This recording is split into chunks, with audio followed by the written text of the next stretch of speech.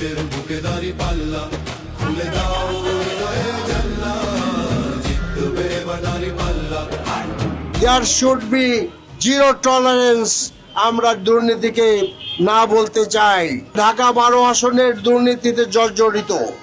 আমাদের কারওয়ান বাজার, Mohakhali bus stand থেকে শুরু করে সমস্ত টেম্পো স্ট্যান্ড সব জায়গায় দুর্নীতি করা হচ্ছে, চাঁদাবাজি করা হচ্ছে। আজকে ব্যবসায়ীরা তাদের ব্যবসা করতে পারছে না ঠিক মতো। তাই দেশের জন্য সবচেয়ে বড় প্রয়োজন হলো দুর্নীতিমুক্ত একটি বাংলাদেশ গড়ে তোলা, এবং সেই দুর্নীতিমুক্ত বাংলাদেশ করার যে আন্দোলন, বিশ্ব যে অ্যান্টি কারাপশন ডে, তার সাথে আমরা একাত্মতা ঘোষণা করছি। আমাদের যে ইস্তেহার আসবে, ইস্তেহারের প্রধান বিষয় হবে যে দুর্নীতিকে না বলা, দুর্নীতিকে লাল কার্ড দেখানো। দেখে দেখে কেটে গেল বেলা, বদলে যাচ্ছে দেখো খেলা। ঘুরে যায় রাজনীতি দান, জনগণ জানে সমাধান।